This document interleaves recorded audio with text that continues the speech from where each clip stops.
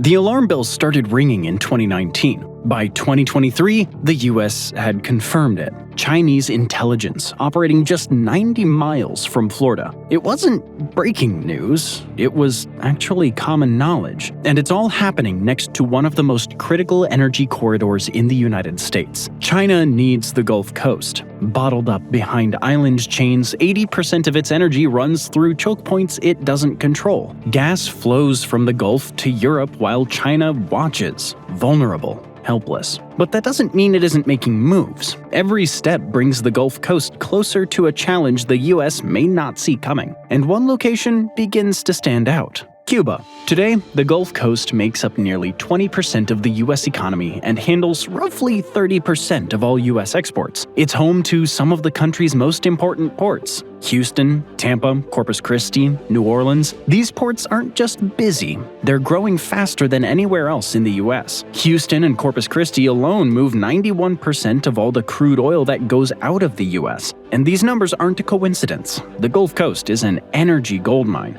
Take a look at this map. Over half of America's oil refining capacity is in the Gulf region. Nearly all of the country's LNG export terminals are on the Gulf Coast. It isn't a region, it's a living, breathing system. Ironically, the Gulf Coast grew because it was perfect for importing oil. But when the shale revolution hit, all that existing infrastructure turned it into the country's main export hub. The US is now the world's largest exporter of natural gas and a net energy exporter overall since 2019. The Gulf Coast is central to America's national security strategy and a potential lever against a China that can't match it. But it's not just about the energy. The Gulf Coast is a hub for American maritime trade. So what happens if the Gulf Coast gets disrupted, say for 30 days? We don't need to imagine too much. Hurricanes show it pretty clearly. When Katrina hit New Orleans, it knocked out 19% of American oil production and threatened 24% of the natural gas supply. 0.86% of the country's GDP was shaved off.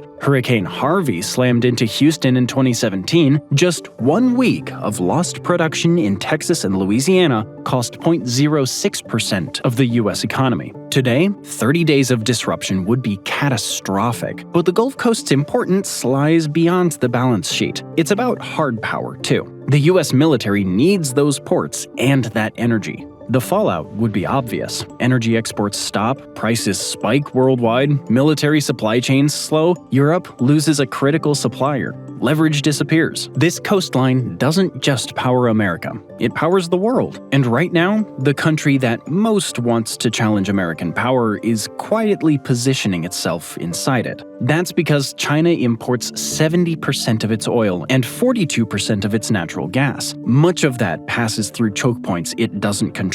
America doesn't have that problem. Trouble in the Strait of Hormuz? The US shrugs. It makes its own energy and relies on Gulf Coast infrastructure instead. Two major domestic chokepoints it controls make a global disruption a non-issue. It's not just about America being energy independent, it's about America setting global prices. And it's not the only one that benefits. While Europe was once dependent on Russian gas, it now sources 58% of its LNG imports from the US, potentially rising to 80% by 2030. As we've seen, the music stops if only one of them goes wrong. And that is more than an economic problem. That's a strategic disaster. So China has been looking elsewhere. Maybe the American Gulf Coast offers a way out. China has already been investing in farmland in the US, but that's not the only thing it's buying up. China can't threaten the US militarily. At least, not without risking mutual destruction. But it can assert influence in boardrooms, contracts, and infrastructure deals. The Belt and Road Initiative is now reaching US soil. The stakes might be different, but the playbook is the same. China is quietly testing the limits of influence, positioning itself in infrastructure and energy where a crisis could tip the scales. A lot of America's imports use Chinese-made cranes that have questionable security. What if those cranes malfunction and activity in the port stops? One glitch, 1 week of downtime, and the supply chain grinds. And then there's ownership. A Chinese company now controls part of Houston's Bayport terminal, which handles more domestic and foreign cargo than any other US terminal. That's more influence, and that matters when billions of tons of commerce and military supplies flow through these terminals. As well as hardware and weapons, the US military needs 360,000 barrels of oil daily, even in peacetime, just to operate. About half of that passes through Gulf Coast refineries and petroleum terminals, disrupts them, and supply chains stall. Not just for exercises or skirmishes, but for any confrontation with China. The Gulf Coast isn't just infrastructure, it's a key part of America's power projection. And Congress has sounded the alarm on it. The ports are vulnerable. The sea lift capacity needed for state-based warfare just isn't there, and the energy infrastructure could be vulnerable. And there's worse news for the US. China isn't just trying to get a foothold in the ports, it's moving into the Gulf Coast's energy supply chain. Ironically, one reason the US Gulf Coast became such an energy giant was to supply China's growing demand for energy. By 2017, China was the world's largest oil and natural gas importer. That very year, a slew of Chinese energy companies signed 20 to 25-year contracts with American producers in the region. China might have cut LNG imports from the US in the spring of 2025 over tariffs, but the contracts remained. The gas is still flowing, it's just rerouted to Europe for a profit. Unlike Qatar, which restricts destinations, the US lets Chinese firms sell wherever they want. China can manipulate world energy prices and disrupt American strategy in Europe, all without firing a shot. But China isn't stopping at minority stakes in ports. They want to actually control the extraction process. China's state banks and companies have been particularly interested in the Gulf Coast, and its energy firms are already operating there. CNOOC International had a 21% stake in the Appomattox platform that produces around 90,000 barrels of oil 80 miles southeast of Louisiana. And that's not the only one. It also played a role in the Stampede oil and gas field, 115 miles south of Fortune, Louisiana. These stakes were sold to a British company for $2 billion in December of 2024, but this shows how lax US foreign investment rules can be. It's all part of a counter-strategy because this is the US military's Achilles heel. It might be the world's most advanced and experienced fighting force, but it relies on a lot of fine parts working in harmony.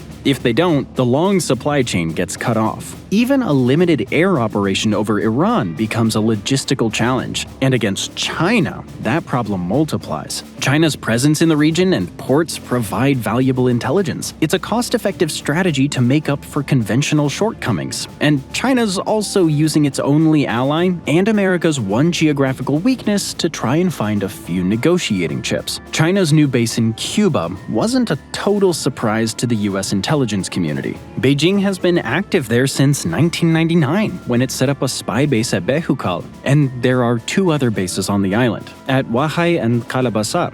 So Cuba isn't just one base, it's a network, one that's perfect for scooping up signals and monitoring port traffic coming from the Gulf. There's a lot for China to be interested in. Aside from the ports, the US has key bases in the Gulf, including the Special Operations Command Headquarters and the US Southern Command. Concentrating such critical hubs in the region increases vulnerability to attacks that could disrupt operations and readiness. Control, observation, logistics. They all converge in the Gulf region. China's footholds are not coincidences, they're calculated moves in a chess game. And Cuba might have something else to offer China that you might never expect. Reverse choke points. The Straits of Florida and the Yucatan Channel aren't Hormuz or Malacca, but they are strategically rare. Shipping traffic from the US Gulf Coast has to go through one of these straits to enter the open ocean. So the spy bases in Cuba aren't just good for monitoring military or industrial signals, they're good for watching every movement of energy and military traffic from the Gulf Coast. Will this be enough to actually block off American commerce? Well, no, but it can disrupt it. long supply chains, logistics tighten, the US military's resupply network grows even longer, while blockades of Chinese choke points stay effective. This is exactly why the Gulf Coast is such a critical prize. A small disruption here could cascade into a strategic nightmare for the United States. The same nightmare China is counting on as it eyes Taiwan. So what's the federal government doing about this? Not enough. Congress has stalled. States are acting first, prompted by a 2021 federal report. The U.S. Department of Agriculture found 40 million acres of agricultural land owned in part or fully by foreign entities, some near ports, energy terminals, and military bases, raising concerns about control, access, and security around critical infrastructure. So, states have begun to crack down. Since 2021, 50 bills have been passed restricting foreign property ownership. Most target farmland, some specifically target land near critical infrastructure. But even with dozens of laws, gaps remain.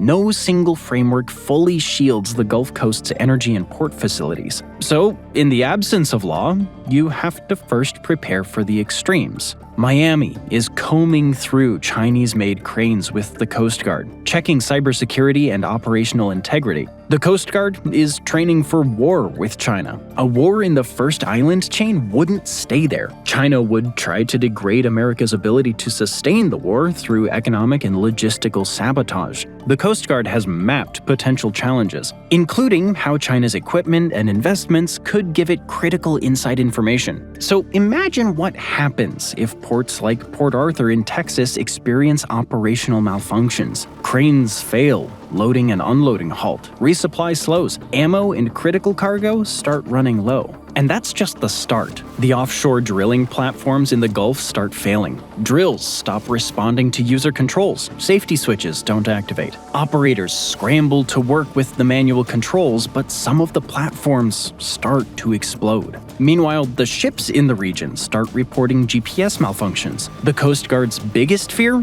Collisions in busy lanes like New Orleans. Maritime traffic slows to a crawl or stops entirely. The US military can't be resupplied. Chinese missile strikes devastate US and allied bases in the Pacific. Even the US Navy's blockade of choke points like the Strait of Malacca would be rendered useless. The tyranny of distance begins to win, and the $26 trillion supported by America's maritime system goes haywire. So, the Coast Guard's been making new investments. Drones to monitor places where the ships can't. AI technology flags anomalies before they escalate. A single misbehaving ship on the Mississippi could signal a bigger problem offshore. Early detection becomes the difference between disaster and containment. And to make good on that, the Coast Guard's been cooperating more heavily with U.S. Cyber Command and the Infrastructure Security Agency to safeguard ports, terminals, and pipelines. But the United States won't be able to do it alone. The U.S. Naval Institute issued a stark warning that protecting America's coastal infrastructure requires more manufacturing capacity than the country currently has. The Coast Guard is still more than a decade away from replacing even the aging cutters in its existing fleet. Allies are essential.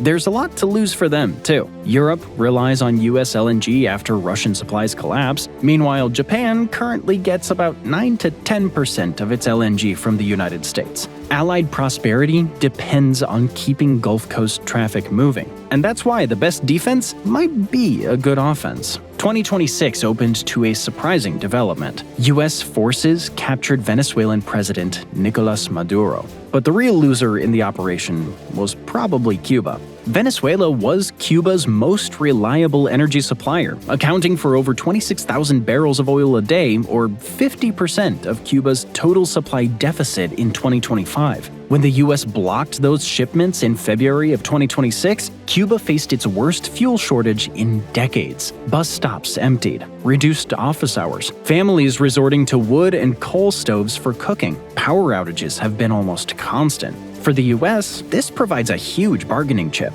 Cuba's own government now admits that it's in talks with the White House. The island nation needs to change its alignment. And the Chinese bases will be one of the conditions if Cuba wants the lights back on. But even if those bases are removed, the Gulf Coast remains a problem. The region is small, strategic, and loaded with assets under foreign investment rules. Really, the Gulf Coast is a ticking time bomb. China senses the window to take Taiwan is closing. So, will the Gulf Coast remain America's lifeline or become its Achilles heel?